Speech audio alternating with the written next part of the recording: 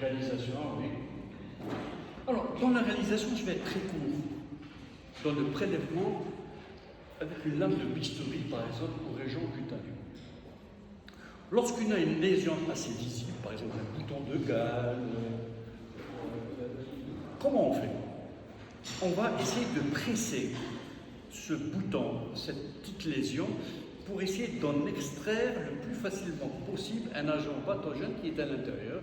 Et puis avec la lame de bistouri imbibée de lactophénol, on va gratter. Et ce produit de grattage est mis entre l'âme et la veine. Alors il faut savoir qu'il y a deux orientations. On doit faire un prélèvement superficiel quand il s'agit de parasites superficiels et un grattage profond lorsqu'il s'agit de parasites profonds, ce qu'on appelle les parasites à veine. Je vais vous expliquer. Quand on vous ramène un animal, il faut faire de telle sorte à être le moins invasif, c'est-à-dire à ne pas provoquer d'autres lésions. On vous ramène pour traiter des lésions, non pas pour en rajouter. Donc, il faut qu'on sache quoi rechercher. On ne va pas gratter n'importe comment et se dire, oui, on va voir peut-être des choses d'autres. Non, c'est pas comme ça. On est d'abord orienté par notre démarche clinique et on arrive. Supposez que vous suspectez une phthiriose ou une punicose, qui sont deux entités parasitaires dues à des parasites superficiels. Vous n'avez pas besoin de gratter jusqu'à la rosée sanguine. Inversement, si vous avez une suspicion de gale sarcoptique, on sait que le sarcopte est un parasite térébrant qui vit dans des galeries en profondeur de la peau. Il atteint le derme. Je crois raison de dire, mais si vous ne faites pas un grattage jusqu'à la rosée sanguine, vous ne pouvez pas le mettre en évidence. D'accord? Pour que ça soit clair. Autre chose d'important, on vous dit jusqu'à la rosée sanguine. Je ne vous ai pas dit jusqu'à effusion de sang. Une rosée sanguine, dès que vous grattez, la peau devient rosâtre, c'est que vous avez atteint le derme, ça suffit. Il n'est pas besoin de gratter plus pour qu'il y ait écoulement de sang. Pour pas qu'il y ait écoulement de sang. Non seulement c'est mauvais pour l'animal, et c'est aussi, surtout, mauvais pour la lecture. Si vous avez du sang dans un prélèvement cutané, vous ne verrez rien du tout. La suivante. Là, oui, l'observation. Donc on va observer, évidemment, au microscope. On a passé à l'étape de l'examen de l'observation macroscopique. On est là sur le microscopique, puisqu'on a fait des grattages. Alors, au microscope, on choisit un microscope optique. Il y a des règles fondamentales quand on utilise un microscope. N'allez pas directement au fort grossissement. Vous allez vous esquinter les yeux, d'une part, et d'autre part, vous ne pouvez pas balayer tout le champ de l'examen. Vous ne pouvez pas. Donc on travaille toujours sur du faible grossissement, c'est-à-dire du 10. Et quand on a un doute, quand on veut préciser un détail, on passe au grossissement un peu plus fort. Mais pas l'inverse. On ne fait pas du fort grossissement en descend faible. Non, on ne fait pas ça. D'accord? Alors, pour votre vue et pour la facilité de l'examen. L'observation, oui, la suivante. La conservation. Alors, la conservation, idéalement, il faut toujours travailler en extemporané, c'est-à-dire tout de suite. Parce qu'en général, ça se conserve très très mal. Vous avez des parasites qui sont très fragiles, comme le démodès, comme les champignons, ils vont tout de suite se mettre à sporuler, etc. Ça, c'est ce qui va vous fausser. Donc, idéalement, quand vous décidez de faire des examens pathologiques, essayez de vous prendre un peu tôt, et comme ça, vous examinerez dans la minute qui suit. La suivante. Identification. Alors, allons-y pour la... Qu'est-ce qu'on peut trouver comme parasite sur la peau de tout être d'un animal? On peut trouver soit des arthropodes, on va voir des insectes et des acariens, on peut trouver des helminths, on peut trouver des champignons. Alors, quels sont les arthropodes les plus communément rencontrés? Toute espèce animale confondue. D'abord les poux. Vous savez qu'il y a deux catégories de poux. Vous avez des poux hématophages et des poux malophages. Les hématophages, comme le nom l'indique, se nourrissent de sang. Ils ont une tête effilée, ce qui leur confère une adaptation à la spoliation. Alors que les malophages se nourrissent de débris cutanés, ils ont une tête large, c'est un petit peu comme un bulldozer. Voilà. Les plus connus comme piqueurs ou piqueurs, c'est les hématophages, c'est l'Hematopinus. Et en particulier une espèce qui a fait beaucoup les bovins, qu'on appelle Hematopinus euristanus. Les autres, vous avez Damalinia, Lignoniatus, Trichodectes, il y a beaucoup de poux broyeurs ou malophages. Deuxième catégorie de parasites, en fait, je pense que j'en ai oublié un, c'est les puces, que je n'ai pas mis ici. Ah oui, pour les poux, comment les reconnaître? On les reconnaît facilement parce qu'ils ont une compression dorso-ventrale. C'est-à-dire que les yeux sont comme ça de part et d'autre. Pour les puces, l'espèce, le genre le plus fréquent, c'est Ctenocéphalus. Alors, les puces, eux, c'est à l'inverse. Ils ont une compression latérale. Et les yeux se retrouvent dans la partie la plus étroite, comme ça, de part et d'autre. Et pour en distinguer le genre et l'espèce, on essaie de voir ce qu'on appelle le nombre de cténidies, les peines céphaliques, procéphaliques, etc. Et puis le nombre de dentitions. Enfin, ce sont des détails morphologiques qui nous permettent de préciser les espèces. Les tiques. Alors, les tiques, dans notre pays, c'est quelque chose de très, très fréquent. Et vous savez que là, on le reprendra un peu plus dans le détail lorsqu'on abordera les pyroplasmes. Les tiques sont surtout actifs, ce qu'on appelle à la belle saison, printemps-été. En hiver, lorsqu'il fait trop froid, ça rentre en hibernation. Ça, tout le monde le sait, c'est clair. Les tiques sont les arthropodes les plus hématophages. C'est la femelle. Le mâle n'est pratiquement pas hématophage. C'est juste quelques petites gouttes, juste pour assurer sa survie. Mais la femelle est obligée d'assurer son ovogénèse. Alors, parmi les tiques, vous avez une tique très fréquente, et j'allais dire très méchante, c'est Ixodes ricinus. Et puis, vous en avez d'autres. Le Rhipicéphalus sanguineus, qui est une tique endophique qu'on rencontre communément chez le chien, par exemple. Vous avez Yaloma detritum, qu'on aura l'occasion de revoir lorsqu'on parlera de la télériose, etc. Les acariens à jambes de Galles. Il y a beaucoup de genres d'acariens. Vous avez deux groupes. Vous avez des acariens à jambes de Galles qui sont térébrantes, qui creusent des galeries, qui sont en profondeur et qui nécessitent pour cela un raclage jusqu'à la rosée sanguine. C'est Sarcoptes, Notoetres et Cnimidocoptes qu'on ne retrouve que chez les oiseaux. Les autres, trois autres genres, qui sont plutôt superficiels, c'est le Psoroptes, le Coryoptes, Coryoptes et Autodectes. D'accord? Donc voilà les deux grands groupes. Genipsorergates, c'est plutôt rare, on retrouve chez les petits ruminants. Ça c'est important. Et puis là, c'est les mouches. De toutes ces mouches, c'est celle que je vous ai citée tout à l'heure qui est la plus dangereuse, c'est Copiomia omnivorax, qu'on appelle communément la lucine bouchée. Sinon, vous en avez d'autres. Mouches pollues, c'est Eustrusovis, par exemple chez les petits ruminants, qui provoquent le strose. Vous avez Hypoderma, Lignatum et Bovis qu'on trouve chez le bovin, secondairement chez les équins. Et vous avez Casterophilus, avec une espèce qu'on retrouve chez les îles. Vous voyez qu'il y a toute une panoplie de mouches. La suivante. Les diptères. Alors, dans les groupes des diptères, vous avez deux. Vous avez les nématocères, c'est type moustique. Et vous avez non, c'est l'inverse. Et oui, et vous avez les brachycères. Les brachycères, c'est type mouche. Alors, dans ces moustiques, vous allez voir qu'il y a un moustique qui nous dérange le plus, c'est le phlébotome, qui est le plus petit. On aura l'occasion de le voir un peu plus dans le détail lorsqu'on abordera la léchinoise. La suivante. Oui, ça c'est très intéressant de retenir. Je ne vais pas rentrer trop dans le détail.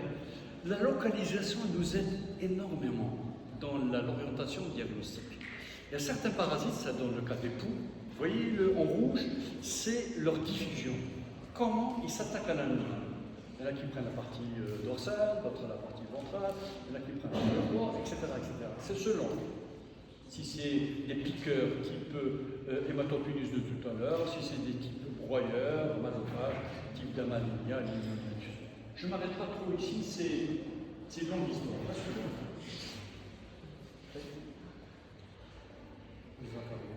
Alors, dans les acariens, on en a déjà parlé, les tiques, d'accord. Le démodex, qui est très particulier, c'est un parasite un peu bizarre, parce qu'il a l'allure d'un helminth, il est longiligne, mais lorsqu'on le décompose, lorsqu'on le décrit dans le détail, on se rend compte qu'il répond bien à la description d'un acarien, c'est-à-dire que son corps est divisé en 2 parties avec 4 paires de pattes. Alors que les insectes ont un corps divisé en 3 parties, tête, thorax, abdomen et 3 paires de pattes. Voilà. Et il a des pattes atrophiées en moignon, c'est ça sa particularité. Puis vous avez. Et puis vous avez les acariens agents de Gall. Et vous avez ici 2 parasites qu'il faut véritablement rechercher. Il n'y a pas de présents qui n'ont pas une prévalence importante comme le restant du pourtour méditerranéen. C'est les Trambicula et Chélicea. Seulement on les recherche pas assez. Alors Trambicula, c'est surtout des larves qui se localisent dans les espaces interdigitaux, notamment chez les carnivores, pour ne pas dire chez les chiens. C'est des larves qui donnent des petits îlots orangés. Et puis vous avez le Chélicea là, qui est assez particulier.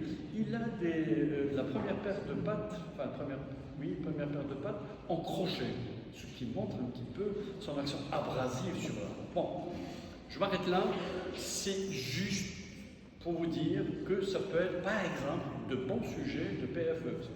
Oui, la suivante. Chez les bovins. Alors, regardez toute la panoplie de parasites qu'on peut retrouver chez les bovins. Alors, chez les bovins, on peut retrouver aussi bien des insectes, on peut trouver des poux, le fameux Hématopinus, on peut trouver, on appelle ça, des puces, c'est exceptionnel, hein, il n'y a pas de puce spécifique. On peut trouver surtout des acariens, notamment des tiques. On peut trouver les acariens agents de Gall, notamment les 3, la sarcoptique, la psoroptique et la coroptique. On peut retrouver, bien sûr, des miases, comme l'hypodermos, Hypoderma bovis et l'ignatum. Qu'est-ce qu'on peut trouver encore? Les champignons, bien sûr. Alors, champignons, surtout la teigne. La teigne est très fréquente chez les bovins, du moins dans notre pays. D'accord? Elle touche surtout les taurillons et dans les ateliers d'engraissement. Pourquoi? Parce qu'il y a un tel confinement, une telle promiscuité que le contact, la contamination est très rapide. Un élément très important au passage, je vous le dis ici avant d'aborder la maladie chez les bovins, c'est une zoonose, notamment le trichophyton verrucosum. Le trichophyton verrucosum provoque chez l'homme ce qu'on appelle l'herpès circiné. Je vous montrerai une diapo tout à la fin. Ce sont des petites lésions circulaires, rougeâtres. Alors, c'est un détail qui a quand même son importance dans le diagnostic. Lorsque vous rentrez dans un élevage où vous êtes interpellé pour un problème de peau, dès que vous voyez ça chez l'éleveur, à 99% de cas, vous pouvez même lui dire, avant que je ne rentre, il y a fort probablement de la tête. Et c'est ce qui se produit le plus souvent. Alors la suivante. Alors oui, c'est la même chose, c'est juste cette idée d'histogramme, hein, l'ordre de grandeur, hein, du plus petit au plus grand. Vous avez bien sûr, pour les acariens agents de Gall, qui sont microscopiques, vous ne pouvez pas les voir à l'œil nu. Et puis vous avez surtout les insectes, les poux, etc. Puis on augmente jusqu'à arriver à, je pense à la tique, la plus grosse. Allez, la suivante. Ça c'est les lésions. Oui, les lésions de... Très bien. Alors, l'hypodermose. Ici, c'est un bel exemple de l'application de la palpation lorsque vous faites votre examen clinique. Parce que parfois, ils sont presque imperceptibles, vous ne vous rendez pas compte. Mais lorsque vous passez la main, vous allez être arrêté par des petites nodosités.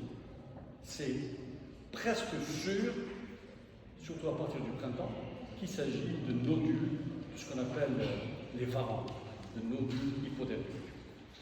J'ouvre juste une parenthèse ici, parce que c'est très important.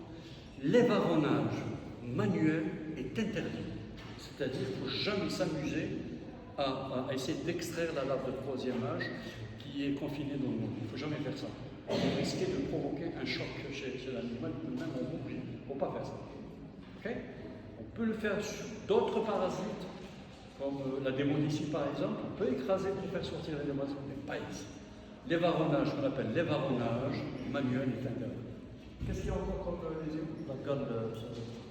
Ah oui, la gale optique, c'est surtout l'arrière-train qui est traumatisé. Chez le bovin, vous allez voir la différence avec l'ovin, sa délocalisation est un peu bizarre. Vous allez voir que la gale sarcoptique, c'est vrai, c'est la gale du corps, mais la gale psoroptique, elle est plutôt dans l'arrière-train et ça peut provoquer des lésions hémorragiques. Vous savez pourquoi ça peut aller jusqu'à l'hémorragie? Parce que ce sont des maladies prurigineuses, hautement prurigineuses. D'accord? L'animal ne cesse pas de se gratter. Il peut se gratter sur n'importe quel objet fixe. Il peut même se gratter sur ses congénères, pour vous dire, tellement le prurite est impérieux. C'est pour ça qu'on retrouve ce type d'hémorragie, parce qu'il va se gratter sur n'importe quoi. La suivante, la desmoïdiose, malheureusement, je l'ai délisté du coup, parce que les cas sont très rares. Ça peut provoquer des petites nodosités au niveau de la peau, mais l'élément caractéristique pour voir pathognomonique de la desmoïdiose, ce sont des petits pistes conjonctivaux qu'on retrouve au niveau de l'œil. D'accord? Ça, c'est caractéristique de la maladie. J'en passe. Depuis le temps que je fais de la parasito, j'ai entendu parler de deux hypodermos, comme je le disais, donc vous passez la main, vous avez trouvé des nodules de taille différente. Oui, la suivante. Je pense à la démonicie, ça. Démonicie. Alors, vous avez une autre maladie qui est plutôt rare. Lorsqu'on vous parle de démonicie, c'est beaucoup plus chez le chien. Mais ne la perdez pas de vue. Regardez ce type de lésions qui sont relativement diffuses, d'accord. Là, vous pouvez vous permettre de percer un ou deux nodules et vous allez retrouver un magma très riche en démondex. Il suffit de prendre juste un petit bout, de mettre entre l'âme et lamelle dans une goutte d'eau, par exemple, et vous allez retrouver des centaines, voire des milliers de démondex. C'est tout. La suivante. Ça, il me semble que c'est la Terre. La Terre.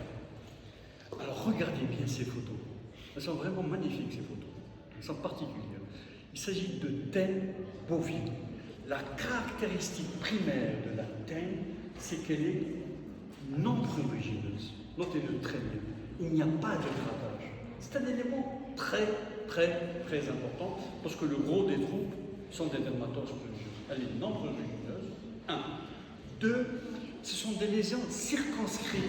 Elles sont circulaires. Elle n'est pas calculer le rayon, le diamètre, la circonférence, non. C'est de la nature, ça peut être légèrement dur, mais globalement, c'est circulaire. 2. 3, c'est surélevé, ce qui n'est pas le cas des autres teignes. C'est particulier avec le trichophyton verrucosum. D'ailleurs, son nom l'indique bien. Verrucosum, ça veut dire verruqueux. Verruqueux vient du mot verru. D'accord? Tout l'air. Verrues. Elles sont verruqueuses, donc elles sont légèrement surélevées et elles sont dites amiantacées, c'est-à-dire une couleur blanc légèrement brillant. Ça, c'est typique de la teigne. Il suffit d'introduire un animal avec une lésion pour voir tout le troupeau contaminé dans les jours qui suivent. Faites très attention, ça c'est très important. C'est quoi? Phtériose. C'est l'infestation par les poux.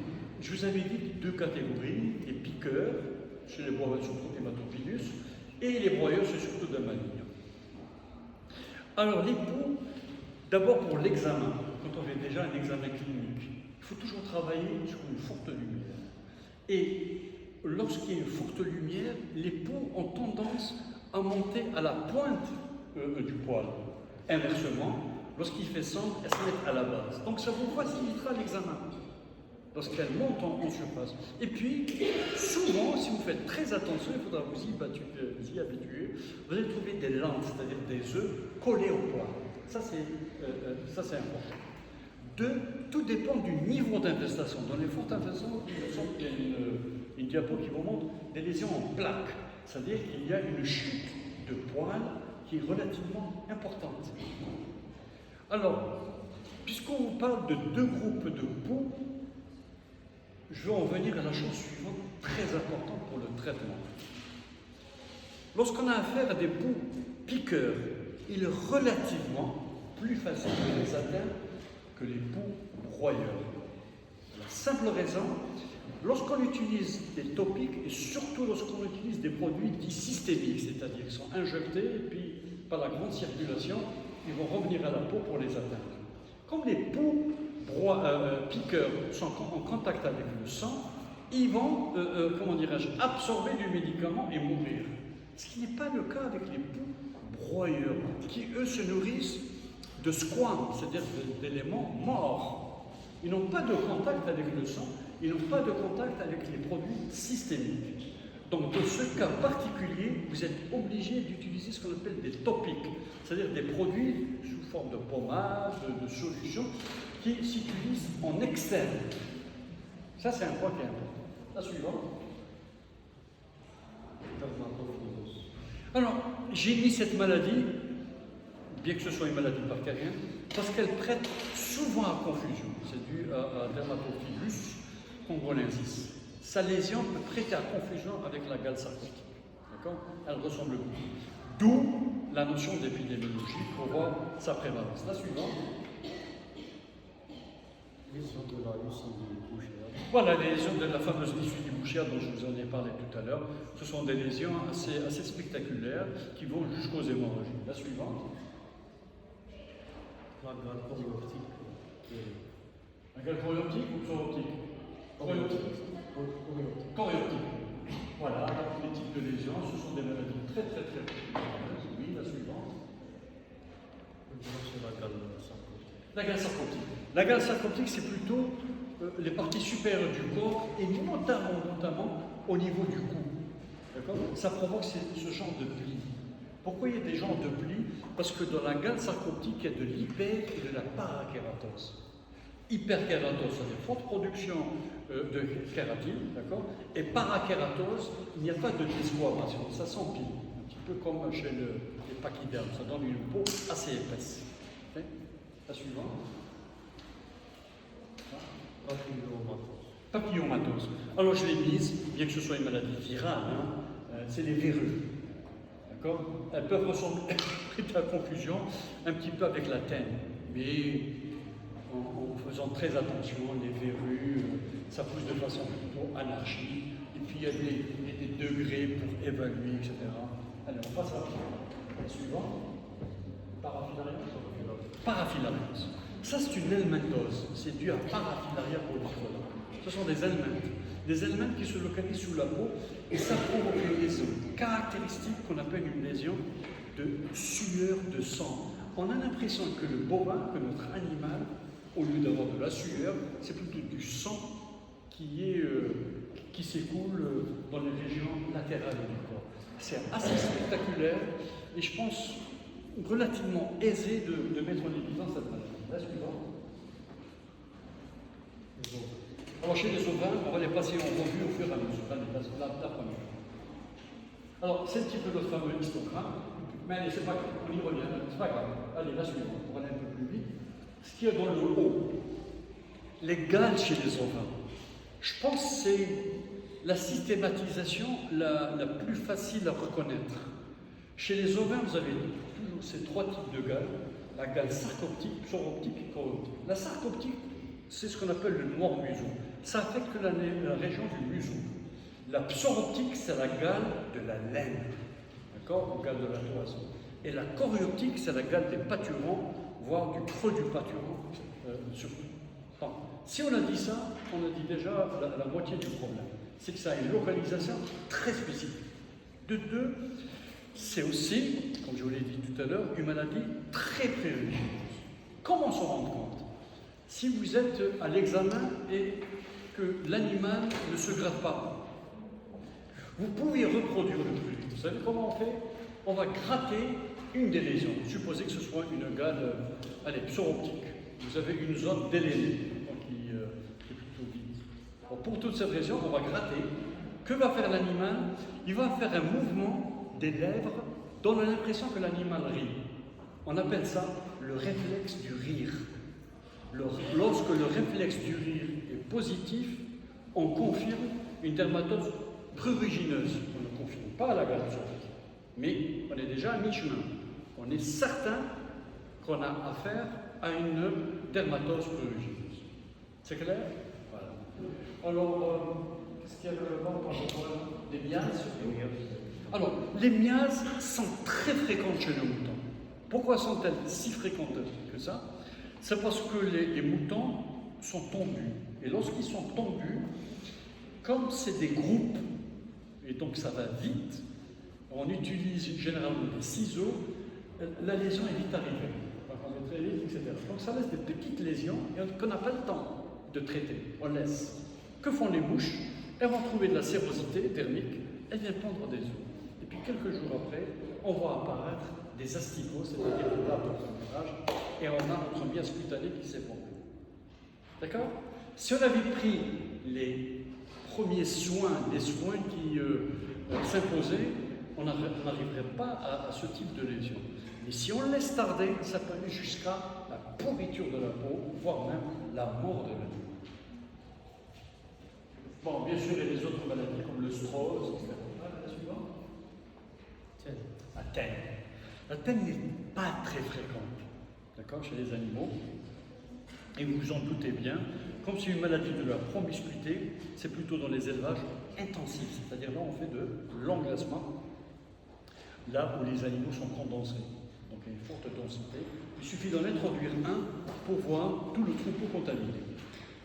J'ouvre une parenthèse. C'est pour ça qu'au passage, la quarantaine est fondamentale. Lorsque l'éleveur achète un animal, un nouveau venu, qui vient de je ne sais pas de l'extérieur, importeur, il faut qu'il soit en quarantaine pour essayer de vérifier s'il n'importe pas avec lui une maladie qui risque de contaminer notre élevage. Donc, si vous introduisez un, c'est tout le troupeau qui est atteint. Et là aussi, ça répond à la même définition, ce sont des maladies circonscrites et non prurigineuses. Très bien, et non. La suivante. Les équins. Les équins. Chez les équins, oui, d'accord, la suivante. Là aussi, bon, voilà, globalement. Chez les équins, ce qu'on craint le plus, c'est les galles. D'accord? Puisque c'est des animaux qui rentrent dans des écuries, ils sont en contact fréquemment avec d'autres congénères, etc. Vous avez les trois types de galles. Vous avez la gale psoroptique, c'est la gale des crins. La gale sarcoptique, quand je dis les crins, c'est-à-dire la crinière et la queue. La gale sarcoptique, c'est la gale du corps. Et la gale chorioptique, comme pour le reste, c'est la gale de pâture. C'est une maladie relativement fréquente. Il y a autre chose chez les équins de particulier qu'on retrouve dans notre pays, c'est d'abord l'abronémose. Vous aurez l'occasion d'étudier dans les détails lorsque vous aborderez les nématodes.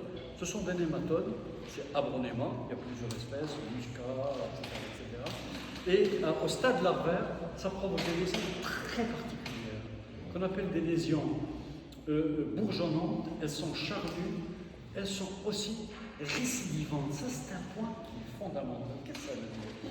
C'est-à-dire que c'est des lésions qui vont apparaître à la belle saison. Dès qu'il commence à faire chaud, vous avez la lésion qui est là en place.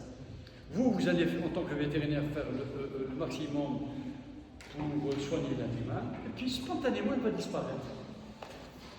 Dans votre esprit, ça y est, elle a disparu, votre animal. Non. La saison suivante, elle va réapparaître. C'est pour ça qu'on dit qu'elle est récidivante. Elle donne l'impression d'être une dermatose tumorale, alors qu'elle est d'origine, elle est due à un nématode. Elle est très particulière, elle est handicapante, elle est inesthétique pour l'animal, et vous imaginez bien que ce cheval, cet équin, va perdre presque totalement sa valeur marchande à cause d'une maladie comme ça, pour laquelle on n'a pas pris les soins au départ. Qu'est-ce qu'il y a encore pour parler de galles? Bien sûr, on peut trouver des tiques. D'accord? Allez, la suivante. Carnivore. Alors, le gros morceau, bien sûr, c'est chez les carnivores, beaucoup plus le chien, allez, la suivante, le chien que le chien. Alors, chez le chien, On va retrouver la gale sacroptique, qui est la gale du corps, mais on ne retrouvera jamais la gale soroptique et choréoptique. Ne dites jamais gale soroptique et choréoptique chez le chien, ça n'existe pas. Donc vous avez la gale sacroptique qui touche tout le corps, ça donne des lésions très particulières, on y revient peut-être un peu. Vous avez la gale autodectique, celle des oreilles, les autodex synodis qu'on retrouve dans le cérumen. Et vous pouvez avoir par contamination par un chat la gale motorhodrique qui touche le front entre les deux oreilles. Ce sont les trois types de gales que l'on peut rencontrer chez le chien. Dans ces gales, il existe deux réflexes que l'on peut exploiter à la clinique. Le premier réflexe, c'est le réflexe dit autopodal. Comme son nom l'indique, auto pour oreille et podal pour les pieds. Lorsqu'on suspecte une dermatose prurigineuse, le plus souvent à Sarcoptes cabii, on va gratter la zone de dédoublement de l'oreille. Ça se trouve juste là, ce qu'on appelle la zone de Henry. À un moment, il y a comme un dédoublement. C'est dans cette zone qu'on va gratter. Ce réflexe est positif lorsqu'il y a un mouvement de pédalage du membre postérieur correspondant. Si j'utilise l'oreille droite, c'est le membre postérieur droit qui va pédaler comme ça. Si vous prenez le gauche, ça va être la même chose. Donc, c'est un réflexe appelé réflexe autopodal, surtout dans le cas de gale sacroptique.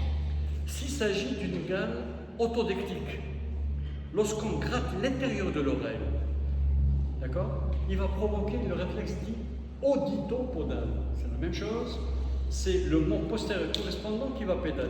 Mais il faut gratter à l'intérieur du conduit auditif. Si vous faites en superficie, il ne sera jamais positif. D'accord? Donc deux types de réflexes, autopodal, dans le cas de suspicion de gale sacroptique, et auditopodal, dans le cas de gale autodectique. Donc ça, c'était pour les gales. Qu'est-ce qu'on peut retrouver chez le chien? Évidemment, par ordre de fréquence, la teigne. Je vais vous montrer une diapo, elle est caractéristique. La teigne, elle présente des lésions circulaires, non prurigineuses, qui peuvent sévir sur n'importe quelle partie du corps. Troisième maladie relativement fréquente, c'est la démodécie. Alors, la démodécie, d'un point de vue clinique, ça peut énormément nous aider l'examen clinique. Ça répond à ce qu'on appelle le carré démodécique de Leglois. Qu'est-ce que c'est ce carré démodécique? C'est qu'il y a 4 symptômes. 1, c'est une dermatose, d'accord? C'est une dermatose. 2, non prurigineuse, qui affecte les chiens de moins de 2 ans, à 99% des cas, et elle est érythémateuse, elle est plutôt rougeâtre. Alors, j'insiste, non prurigineuse, c'est pour ça qu'il ne faut jamais dire gale démodécique. C'est un mot qui a été aboli. Pourquoi on ne dit pas gale démodécique? Ça peut prêter à confusion avec le prurite, parce que dès que vous entendez gale, c'est prurite. Ok? Donc, la démodécie, il n'y a pas de prurite. Elle ne devient prurigineuse que lorsqu'il y a une surinfection bactérienne, notamment par les staphylocoques. À ce moment-là, ça devient une pyodémodécie. Lorsqu'on est confronté à une pyodémodécie, elle devient prurigineuse. Je pense qu'il est essentiel, je n'oublie pas ici. C'est bon? C'est bon? Allez, la suivante. Oui, c'est plein de cas, il faut les voir dans les détails les amusants. Oui, la suivante. Ah, c'est la telle, il me semble, non? Oui, la telle. Vous voyez les lésions, comme elles sont circonscrites? Elles sont bien rondes. C'est typique.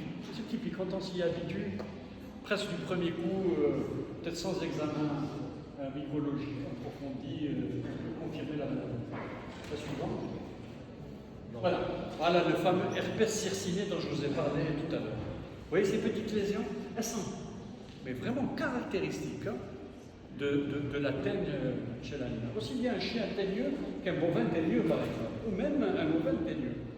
D'accord? Ça provoque ce type de lésion. Bon, ce sont des lésions pas méchantes parce qu'elles rétrocèdent spontanément.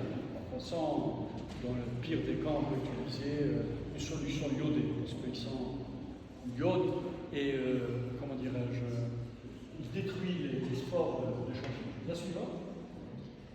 Alors, on a vu l'identification, maintenant l'interprétation. Lorsqu'on retrouve un élément parasitaire suite à l'examen, quel qu'il soit, par exemple des œufs, de poux, des adultes, des larves, etc., un cas suffit à confirmer la maladie. Maintenant, si c'est négatif, on se rapporte, c'est là où on se rapporte à la clinique. Si la clinique est insistante avec le tableau, la différentes symptomatologies, nous sommes obligés de refaire le prélèvement et l'examen. Généralement, on va jusqu'à 3 voire jusqu'à 5 fois l'analyse des échantillons. D'accord ? Donc, il faudra avertir le propriétaire qu'il faut être patient.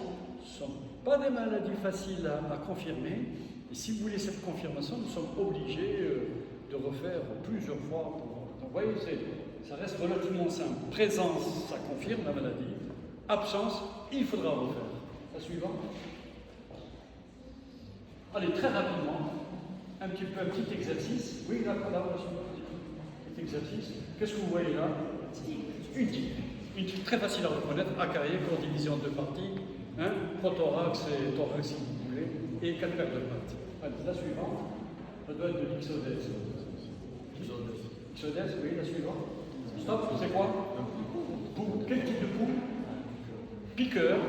Parce que d'abord, poux, c'est un corps aplati dorso-ventralement. 3 paires de pattes, c'est bien insecte. Et une tête effilée, donc c'est bien piqueur. Et ça peut être un hématopénus, par exemple. Allez-y, la suivante, rapidement. Malophage, donc la même description, etc. Malophage, oui. Ça peut être un tabac, oui. Alors, stop, ça c'est quoi? Ça c'est particulier. Alors, j'insiste sur cette diapo. Elle est très importante, très importante chez nos moutons. C'est ce qu'on appelle le Melophagus ovinus. Le Melophagus ovinus prête à confusion avec une tique. Alors qu'on voit bien que c'est un insecte. Regardez les détails. Corps divisé en combien de parties? 3 parties. Tête, le petit thorax et l'abdomen. Si c'est pas évident, combien de paires de pattes? 6. Donc 6 pattes, donc 3 paires de pattes. C'est bien un insecte. C'est la définition d'un insecte. Ça, c'est une première chose dans son identification. Maintenant, dans l'interprétation. Il faut savoir que les mélophagus sont un genre de mélophagose et que la mélophagose coûte très cher à l'industrie du cuir chez les ovins. C'est un peu l'équivalent de l'hypodermo chez les bovins. Allez, la suivante. C'est quoi ça? Des modex. C'est bien acarien, corps divisé en 2 parties. Regardez, 2 parties. Dès qu'il soit rectiligne. Combien de paires de pattes? 4 paires de pattes. Seulement elles sont atrophiées au moignon. C'est caractéristique. Hein. La suivante. Agent de grève. Agent de grève, oui, ça Agent de grève. Agent de grève. Psoroptès. Psoroptès. Comment on différencie un sarcoptès d'un psoroptès? C'est relativement facile. Le sarcoptès, il est globuleux, il a des petites pattes. Les pattes sont courtes. Alors que le psoroptès, comme le coroptès, ont des pattes longues. Sauf que le psoroptès, ça se termine par des ventouse en forme de coupe. Ce sont des détails qui nous permettent de les distinguer. Ça, quel est là seulement? Quel est là? Regardez la première paire, elle est en crochet. La suivante. Quel est là? Des larmes, oui, des larmes de bouche. Agent de Mias. La suivante. Ça c'est une puce. Comme on reconnaît la puce, c'est qu'elle est comprimée latéralement. Alors latéralement, un deuxième détail très important. Voilà, la troisième paire de pattes est plus grande que la deuxième paire, la deuxième étant plus grande. C'est comme un kangourou. C'est ce qui montre qu'il est adapté au saut. Hop. Allez, la suivante. Et le mouche. Allez, la suivante. D'accord, ça va être un très beau temps, la suivante. Bon, on en arrête là avec la dermatologie. C'est bon? Ok.